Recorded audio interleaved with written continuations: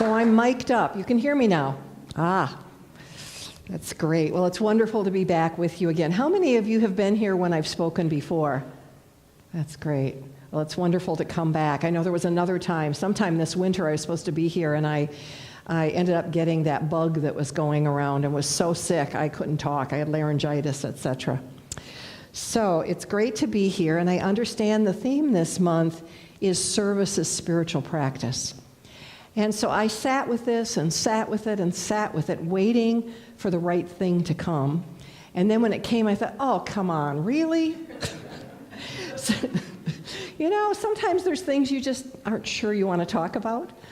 And so what I ask is that you open your hearts so that they're fallow ground for whatever words or quotes or stories I tell fall into them, because I'm just trusting when things come to me in that way, unbidden, not through the linear brain, but I think something that's so much deeper than that there's a reason why I'm speaking about this today.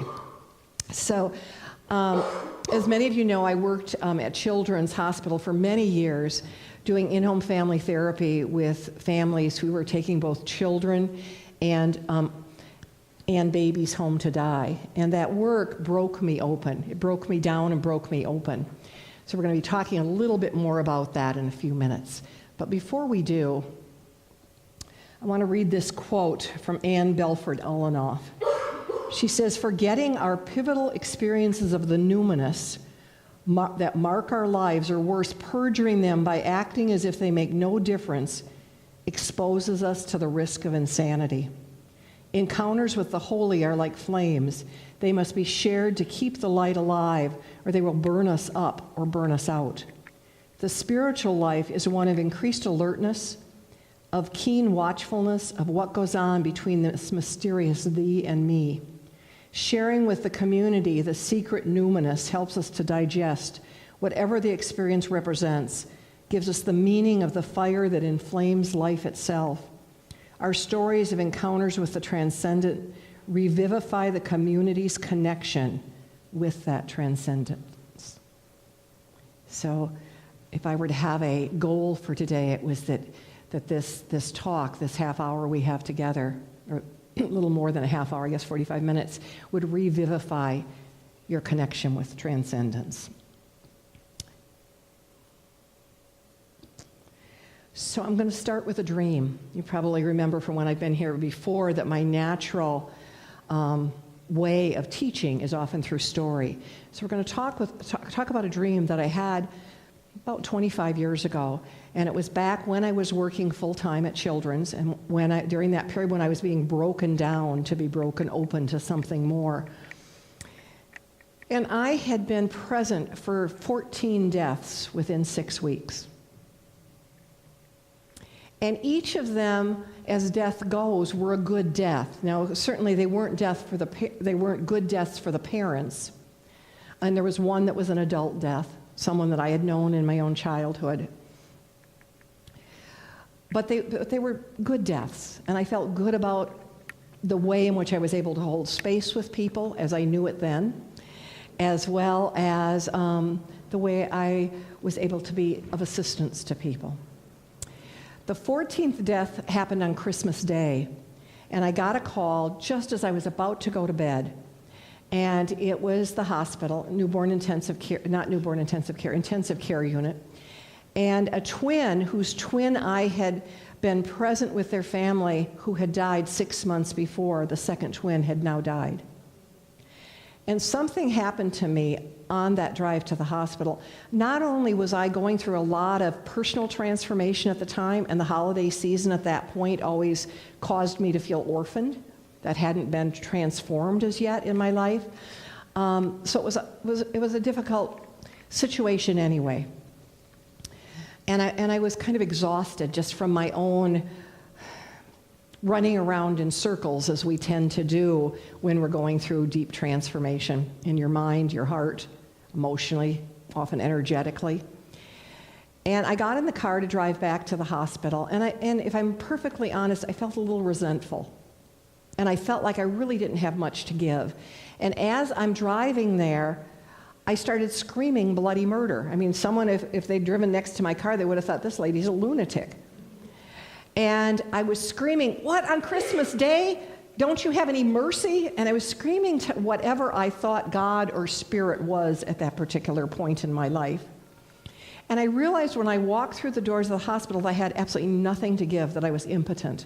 And anything I could possibly think that would be useful felt hollow and trite. And I'd probably offered it to them 6 months before. Somehow I got through that, and I literally cried with the people who had lost their child. And that's all. I didn't know I was offering a thing. I felt really self-conscious. I felt like this is unprofessional. I shouldn't be crying like this. Later, when I talked to the mother about that, she said, that's exactly what we needed. What more could you have possibly done? But I didn't know that going into it. I went home exhausted and defeated, and I felt like I could no longer work in that role. I felt like I no longer had anything to give, and I didn't know why. I thought, well, maybe I'm getting burnt out. And I was off work for the next week between Christmas and New Year's Eve, and I actually decided I was going to quit my job. So I went into work to finish up a bunch of paperwork and to leave my notice on my supervisor's desk, and just kept hoping I wouldn't get paged. And the phone rang, and without thinking, because I was in the middle of doing something, I picked it up, and it was the mother of the child who died on Christmas Day. And she said, Laura, I'm so glad you're there. We want you to speak at Adrian's memorial service. I've been frantic all week trying to get a hold of you. And I said, I can't. And she said, but you have to. And I said, but I can't. I have nothing to offer. I didn't have anything to offer that night that I was with you. I said, I'm really going through a spiritual crisis, have nothing to offer. She started to cry, and she said, you've been with us since before our babies were born. You saw their first ultrasound. This was a couple who had who were best friends, and they were a little bit older. They had decided to never have children, and it was a failed vasectomy that caused her to get pregnant. And then not only did they find out they were having twins, but they were having twins born with this horrible congenital anomaly. So they knew from the time those babies were born that they only had a short time to live. And at the memorial service of the first twin, the dad got up and he said, we've learned to live with what other people couldn't possibly imagine, and we've learned to love it. So I continued to protest and say I had nothing to offer, and I again reiterated that I was having a spiritual crisis, and she said, well, have it on your own time. We really need you. And then she started sobbing. So someplace in my own darkness, a little bit of compassion came up, and I said, okay, I have no idea what I'll say, but I will come and I will speak. And it was like they wanted me to speak like this for a good half hour. So I was like restless. I walked back and forth. I pulled out poetry. I meditated. I did all the things that would normally inspire me. Nothing. Finally, it's midnight. I still didn't have a clue what I was going to say. And I went to get ready for bed, just frantic. And before I got into bed, I said, please, if there's anything out there, please help me, not for my sake, but theirs. And I had the most powerful dream of my life that not only changed me, but it has continued to ripple into the present, and that was 25 years ago. So in the dream, I dreamt that I was about to enter a room, but it wasn't a room, it was a rose, and it was as big as a room, and it was pulsating and vibrating, and gold light was spilling out from the center of it, and a voice in a chant-like way kept saying, meditate on this, meditate on me, meditate on this, meditate on me. And I was pulled into the center of the rose where I had a life review. And I could see the events that had led up to this dark night of the soul that I was in. And by the end of that dream, I was a different person. By the end of that dream, I knew that of course I could speak at that memorial service, and I didn't need to know what I was going to say until I got there. And then I slept more deeply, and that's the short version of the dream. But in that dream, not only was there the dream of being in that rose room, there was such profound luminosity, I knew that it was changing every cell in my body. And there was the smell of roses, I felt like I was in the center of 1,000,000 rose gardens, and a sound that I don't have a clue how to describe. And the only word that comes to me is celestial.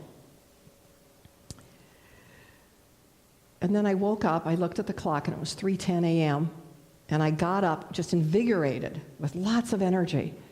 And I wrote till dawn. I didn't write about what I was going to speak at the memorial service. I wrote what had just happened and wrote about the dream and let it work on me in an even deeper way.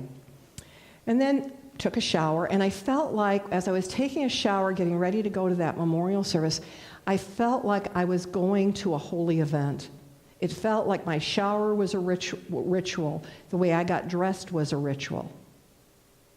And I felt like something had captured me or captured my attention. I didn't have the language at that time to describe it. And I got in the car, and I heard a voice say, "I want you to get 2 white roses and a red." So I found myself going to Bachman's. And there were these breathtaking baby pink roses. And I went to reach for them, and the voice said, "I said the red and the white." And I dropped the pink like a hot potato. Okay. And then I get in the car, and I turn on the radio, and Bette Midler's The Rose was playing.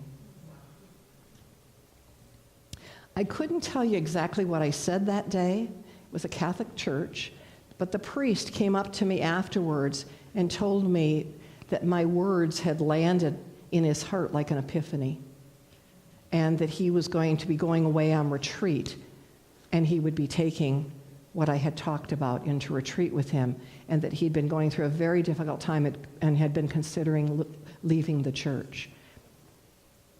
Many people came up and talked to me about what I said, but I literally can't remember it. I was in such an altered state. So I didn't know it at the time, but what happened to me is consciousness literally took me over. So this is just a quote about dreaming. It's hard to read with the screen here, but it's a wonderful quote about dreaming by Emily Bronte. And this is the closest image that I have of what it felt like to go into the middle of that labyrinth rose. Probably about 10, 15 years later, one day I heard a voice tell me to get a camera. I had never owned a camera, and because not only was I trafficked as a child, as I talked about another time I was here, but pornography was used on me. So I didn't like to have my pictures taken, and I didn't like to take pictures. So I was kind of squeamish. So I went and got one of those old point-and-shoot cameras, the disposable kinds. And I went to the Rose Garden in Lake Harriet, and it was a very rainy day. And so I decided, you're not going to take any pictures here. And I sat on a bench and just started to meditate, and I could feel the roses calling me. And I got up and went from one rose to another.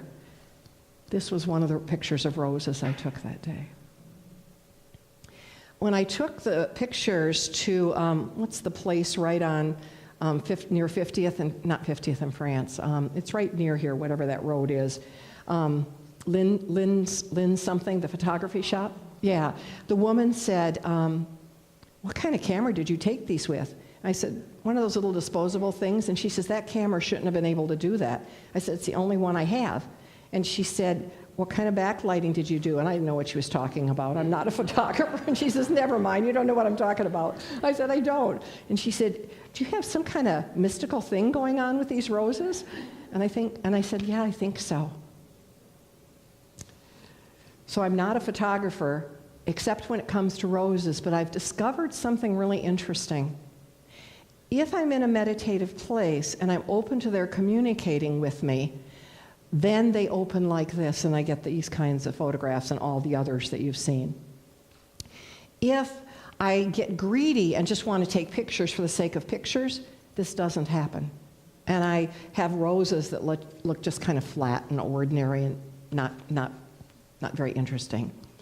Well, after that rose dream, what I began to realize is that I had moved into a whole nother way of being. My job changed. I did go back to work. I did go and take the letter of resignation off my boss's desk, and I knew that I would no longer work the same. And you'll understand why that is in a couple of minutes. But after that, for the next at least 10 to 15 years, I felt like I was being stalked in a good way by the hounds of heaven, by the divine feminine. And I'll tell you one story that'll exemplify this. I went one Saturday to Stillwater. I had a good friend who wanted to buy an antique bedroom table. And I could feel this energy calling me in a different direction of the store. And I said, go ahead, I'm just going to wander back over here and I'll catch up with you in a few minutes. And I found myself in this old part of the store where there were these old dusty books. And as I'm looking around, I found that in some parts of the room, my body was getting really hot, and in other parts, I was getting cold. Tried to find whether there was an external source of heat and ventilation. Nothing. I tried to walk along the books and figure out with my linear conscious mind what was going on. Nothing. So then I went to the middle of the room and I closed my eyes, and I walked towards the bookshelves with my eyes closed. And I started to walk to the left, and I'd get colder and colder and colder. And for some reason, intuitively, I was tracking the heat. I don't know how I knew that. And then I stopped, opened my eyes for a second, and then closed my eyes again, started to move to the right. And I got far enough over to the right, I was so hot, I thought my head would blow off. And I was just, my whole body was just shaking, and I leaned forward, and I felt like I touched a hot plate. And I opened my eyes, and there in front of me were 3 rows of books on roses, including 3 books on the mystical rose, antiquarian books, that I never would have found anywhere else. And of course, I bought them that day. That's one of hundreds of stories. Eventually, a colleague and I were given a grant for which we never applied, and we were leading pilgrimages to France. And Scotland and other places around the world. So it's amazing once we move to another layer of consciousness and really pay attention, what begins to open for us. This was one of the first things I read after that evening. If a man could pass through paradise in a dream and have a flower presented as a pledge that his soul had really been there, if he found that flower in his hand when he awoke, what then? The other thing that I read right after that event was this poem by Mahmoud Shabastari called The Visit and the Gift. And I want you to take this in for yourselves. So often we dream and we don't pay attention. Luckily, I had been in a Jungian dream analysis group for a while earlier in my life, so I was paying attention to my dreams. I often didn't know what they meant, but I paid attention to them. So just listen to this. At dawn, the moon, like a creature of fantasy, stole into my room and woke me from some lazy and unproductive sleep. Her face quickly illuminated the underside of my soul, and my own being stood revealed in the naked light. Sighing in wonder, I faced myself, capital S self, which said, "Your life so far has chased the illusion of control. You will not meet me on that path. One flash of my glance is worth 1,000 years of piety." Overcome by waste and loss, my soul endarkened itself with shame, but my moon-faced self, whose radiance equaled the sun, filled a cup of direct experience and urged me to drown my despair. no bouquet, no flavor, but this wine can wash away your being's whole historical library. I finished the cup in one gulp and, intoxicated by its purity, fell to the earth. Since then, I'm not sure whether I'm here or not, neither sober nor drunk. Sometimes I feel the joy of my soul's eyes looking through mine. Other times I feel the curl of its hair, and my life bobs and weaves. Sometimes, from sheer habit, I'm back on the compost heap. And sometimes when that glance finds me again, I'm back in the rose garden. So from then on, from that dream on, everything I needed sustained me and taught me. And I literally had been grabbed by an archetype. So remember that, because we're going to talk about archetypes and the role they play in our ongoing spiritual quest and journeys. We're going to talk about liminal space. How many of you sometimes wake up in the morning and you find that you sort of float back and forth between thinking you should get up and just wanting to go back to sleep again? That's liminal space. And how many of you found that sometimes you have your best thoughts and intuitions and inspiration in those moments? Yeah. Most people, though, don't even pay attention to that rich period. How many of you find that sometimes that period is somewhere between 4 and 5 a.m.? And of course, all the mystical traditions talk about the ripeness of that time and the availability of spirit. So that's liminal space. Liminal space is considered threshold space, and it's a space, it's womb space, it's a space of ripeness. And our dreams create liminal space. And most of us have bought in to the Western mind that tells us our dreams are just our recycled crap from during the day. Our dreams really aren't that important. And I have to tell you, having worked with many indigenous communities, our dreams are very, very important. And some dreams are given to us for our own transformation, for our own insight, and other dreams are given to us for an entire community. My writing mentor, I watch her, and she's like a spider woman that weaves dreams together. So if you were at a retreat with Dina Metzger, you would find that she'll have us talk about dreams every morning.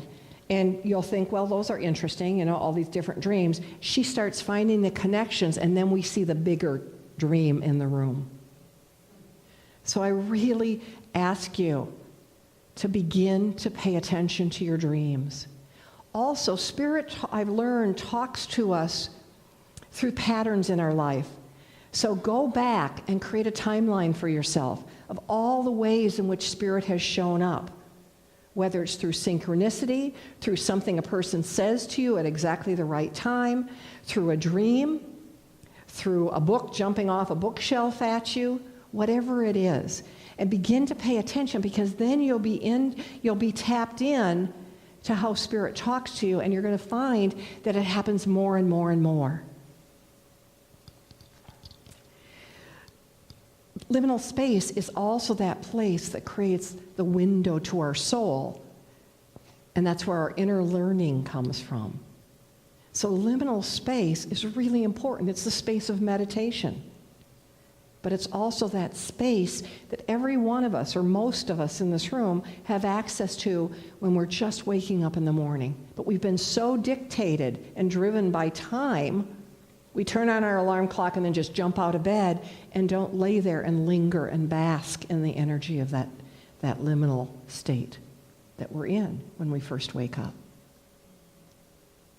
That pure space into which everything flowers and endlessly opens.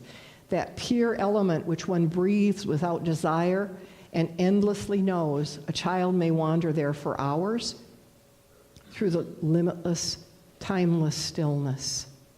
That's liminal space. So why am I talking about this when we're talking about service as spiritual practice? Well, first of all, the person who practiced at Children's before that dream was a very different person than the person who practiced later. we're going to talk about that. And I'm going to just share a little map of spiritual development that I've been taught and have used ever since, which has been useful to me.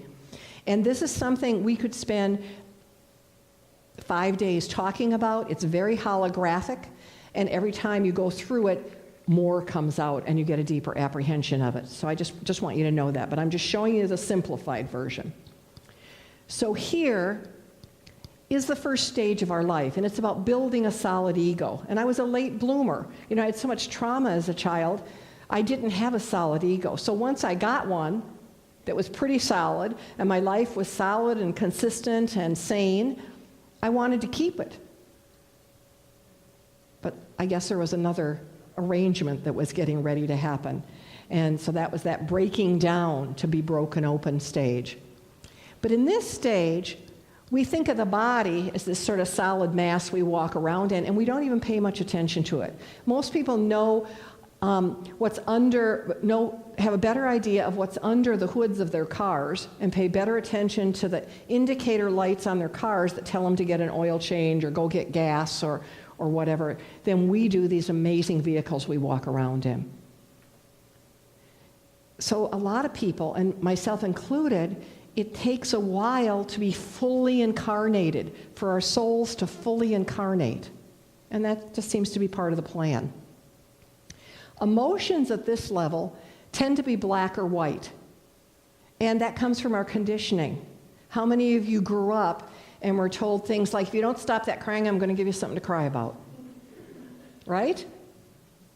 Oh, you're such a drama queen. Big boys don't cry. Well, I'm not bashing your parents. That was the consciousness of that day, and it was the child rearing of the day, which was based on behaviorism.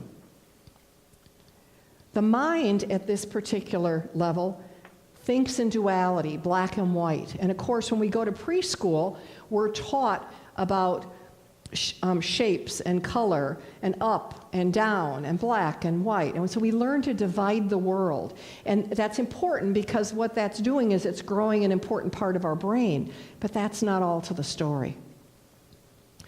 There's a second dimension or domain of consciousness, and it was that the Rose Dream took me into. This particular domain, its primary hallmark is paradox. It's why I've met again and again with cancer patients or people around the world through my work with the Center for Mind-Body Medicine who've gone through unbearable tragedy in Haiti, losing their homes and living in a shack or in a tent in this horrible tent city for years. And they can say, it was horrible, it's been horrific, and it's the best thing that ever happened to me. I'm a different person because of it. And that's also true, believe it or not, in Gaza, where I've also been, which is a terrifying place to go to. Even going through the checkpoints are terrifying. It's an open-air prison. And they would tell you the same thing, many of them. Something happens to us. So paradox is a hallmark of the soul. Higher mind can only think in paradox. So one of the things I use for myself, if I find that I'm judging something, and there's a difference between assessing something without putting judgment to it versus judging something. That'll let me know, that I've tumbled down here, back into the first domain. This particular domain or dimension of awareness and consciousness is where the mystery traditions are found. It's also the realm of symbol, metaphor, archetype, myth, art, poetry, ritual, energy, intuition, dreams, and altered states. All the wonderful programs that are offered here during the week are bridges, because there's a language of this domain. So make yourself available to them. I wish that Lake Harriet had existed in its present form back then for me, because I didn't have much community. So I'd have these events happen, and I'd be too afraid to tell anyone. Back then, And it took me a while to understand, but back then, had I said, and a voice said to me, if the wrong person got a hold of me, I'd be taken to the local psych unit, right? Psychiatry has co-opted the language of mysticism. And I just wrote a chapter about that in my book. And I'm not saying that there's not a time and a place for certain kinds of mental health support. Remember, I'm a mental health provider myself. But you want to be very careful that spirit isn't left out of the room. So higher emotions, here our emotions are conditioned by our parents and by school and by the culture. Certain emotions are acceptable and others aren't. Anger tends to not be very acceptable. It took me years to finally deal with the childhood anger that I had because it wasn't acceptable, and I didn't see it as acceptable in the culture either. I think I talked about that cat from hell who was my spiritual teacher one of the times I was here. Higher emotions are those emotions in which we might have had a crappy day and we have a dream and suddenly everything has changed. We may be driving down the road and we are overwhelmed with how beautiful everything is. Perhaps it's in the fall or the spring. It transcends our conditioned emotional states. Everybody with me? And the language of this level of consciousness provides a bridge to where everybody thinks they're going. And we call that enlightenment, we call that oneness, etc. And of course, we can't talk about that space, that level of consciousness. It can only be directly experienced. And the other thing that I've learned is we can have, this isn't a linear path. Like once you've had a whole lot of experiences here, you're much more likely to access that area, but you can fall right down here and be a shit on shitty days. But this here, the more we practice all of these things that are the language of this dimension, they serve as a bridge, so more and more we have those incredibly open experiences of wonder.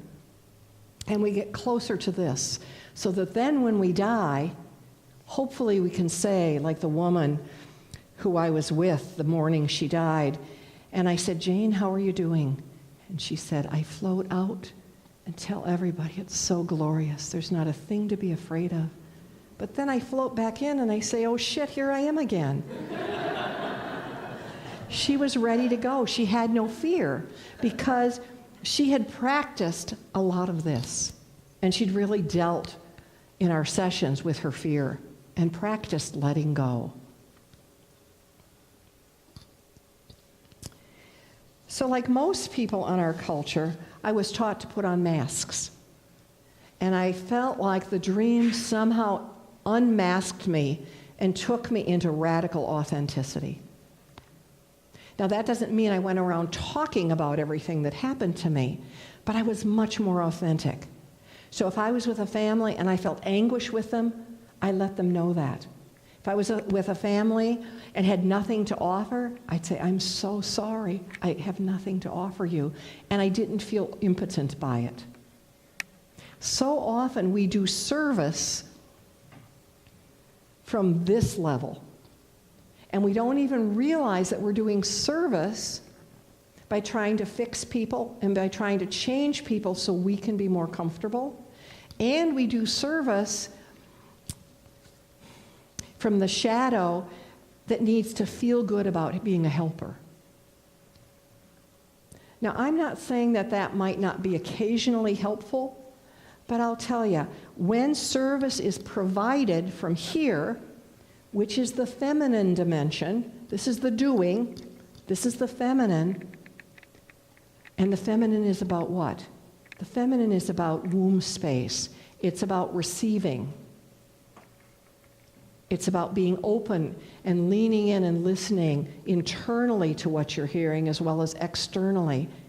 Something begins to change. Sacred space is literally created in which the frequency and vibration is different, and that other person who you're sitting with isn't necessarily changed by your words or by your trying to suggest they do this or that. They are changed by your pure presence, which literally calls something greater than us into the room. That's service. It's that kind of service that we need today to begin to change the world. And it begins with each of us. So listening has to begin with us, and service has to begin with us, not in a narcissistic, egocentric way, but I'm going to have a lot more to give each of you if I attend to my own house. It's sort of that old adage, when you're on a plane, they tell you if the mask comes down because there's been a pressure drop and you need oxygen, to put it on yourself first. Why? There's a lot more of you available then to be able to give and take care of others. So think about what masks you continue to wear. If I were doing a workshop with you, I would have you all do some writing and then talk about those masks, but we're not doing that today. As a human civilization, we are impoverished. And I'm not talking about food. We're one of the greatest and most wealthy civilizations and countries in the world, but we're spiritually impoverished. And so everything you see that's going on that causes you to recoil, whether it's politics and all the rest of it, it's about that impoverishment. So we have to begin to find our fullness, to really pay attention, to literally ask for help. I never knew that I could ask for help, both from external beings or from spiritual beings or from my own soul. I mean, that was radical to me that I could do that. And guess what? Something happens. Whenever I go through a period where I am really stuck because I'm in a new chapter of the book that I'm writing, etc., there's a transition going on, I'll sit and I'll meditate and I'll ask for assistance. And then sometimes it comes so fast coming through me, I can hardly type fast enough. And then I'll have to say, slow down. But we have to listen to each other and to ourselves. The feminine is about beingness. It's about our being as opposed to our doing. And our feminine nature must await the impregnation of spirit into matter. So that second level is about spirit coming down into matter and impregnating us, perhaps with archetypes, perhaps with a vision. Could be many, many things. We may have some writers in the room that write poetry, and suddenly the poem comes. They're impregnated by the muse. It's said of Sophia, who's considered the divine feminine, the name for the divine feminine, the mystical rose and the wisdom aspect of the divine feminine, that it's she who works through the agency of love to bring intellect to its senses. Think of those words. Works through the agency of love to bring intellect to its senses. Andrew Harvey years ago wrote something. He said that we live in a mad, high-tech concentration camp of reason. High-tech concentration camp of reason. And that if we're really lucky, we will have a big blow, some kind of calamity, when we're young enough and it's sustained enough that it'll wake us up from that hypnotic trance that we're in. So pay attention to how you tend to go into trance, how you tend to use your time. We have got to become better stewards of how we live our lives.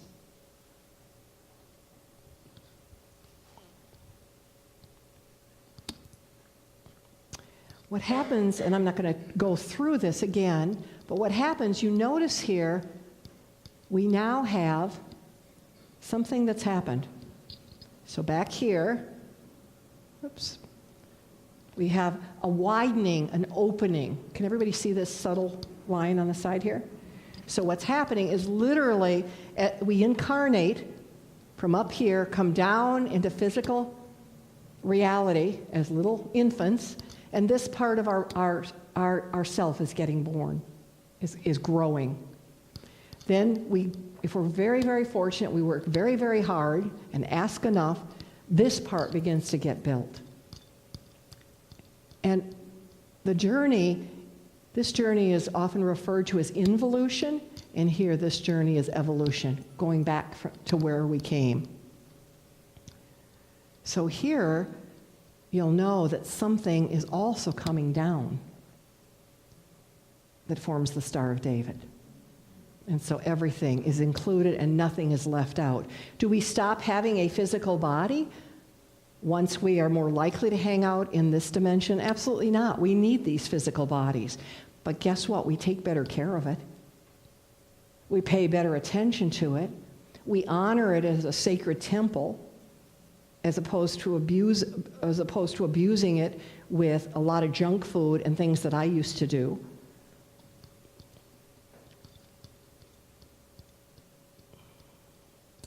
And of course, Mark Nepo, deep listening, is to keep emptying and opening and simply to keep listening. To listen deeply is to give up all expectation and to give attention completely and freely to what's before us.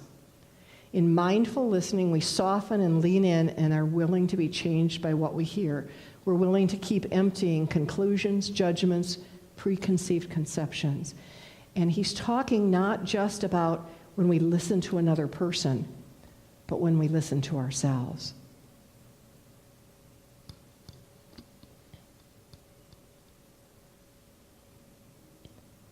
Okay. Roots produce branches. This is Rumi again. Your inner opening and closing is the underworld, the ground that feeds the manifest world. Tear out the thorn roots quickly. When you feel held in, find out why. Dig for the cause. Be a lamp or a lifeboat or a ladder. Help someone's soul to heal. Walk out of your house like a shepherd. Stay in the spiritual fire. Let it keep cooking you. Be a well-baked loaf of bread. Come and be served to your brothers and sisters. You have been a source of pain. Now you'll be delight. You've been an unsafe house for your soul. Now you'll be the one who sees into the invisible.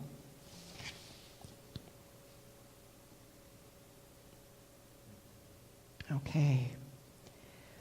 So, the other thing that I want to say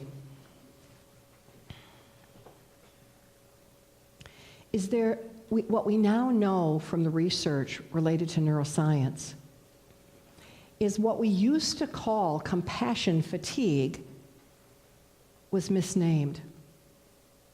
When we are in a true state of compassion, we're literally operating from that second domain. So it's not that we divorce ourselves from another person's suffering, but guess what? A whole different part of our brain lights up on scan when we are in compassion versus empathy. So the correct word, professional word, should have been empathy fatigue. And empathy tends to be that place where we are more likely to feel like we're doing something for someone and we want to fixing them or wanting to find the right advice or say the right thing. Where in true compassion, we are walking alongside that person. And more often than not, we say, I'm just here with you. And we know that it is enough, that it's more than enough. So there's science that is now beginning to validate the difference, even in our brains, between that feminine place, that feminine, fertile, pregnant place of receptivity, and that doing place that has its purpose and has had its purpose in our lives. But if we really want to be of service of the most good, we want to move into that second domain and into that place of active receptivity, because then that fullness will radiate out of us and be a gift to others. Thank you very much.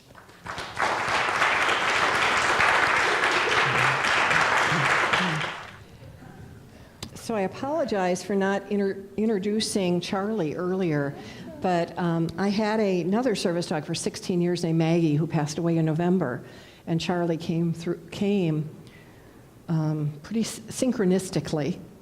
He's a 5-year-old, and he was living rather remotely in Arizona, and he's amazing. So I just wanted to do good justice by introducing Charlie. And he can be petted. He is both certified now as a full service dog. He wakes me up in the night because I have a rare service disorder. I have a rare seizure disorder that only happens at night, and he forewarns me before I go into it. And but he's also licensed as a therapy dog. I just didn't bring his vest in, so you're welcome if he's not too shy to say hello to him. All right, and we're gonna close with a meditative song.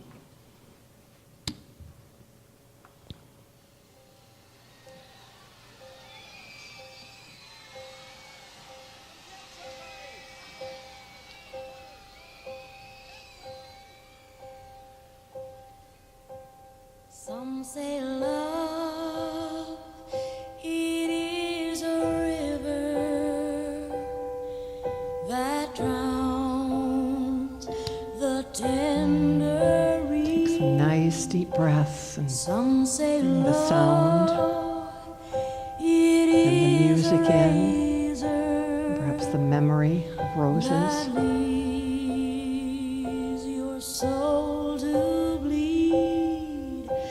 Some say love, it is a hunger, an endless aching need. I say love, it is a flower, and you, it's only seed.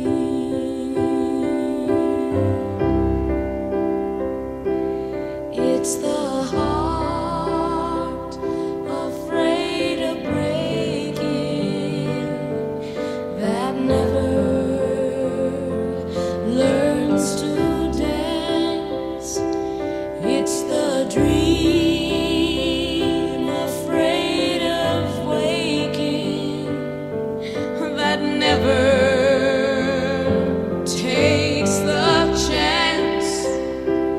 It's the one who won't be taken, who cannot seem to give, and the soul afraid of dying that never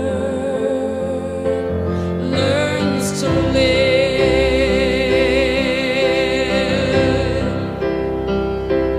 When the night has been too lonely and the road has been too long, and you think that love is only for the lucky and the strong, just remember in the winter, far beneath the bitter snows, lies the seed that with the sun's love in the spring becomes the rose.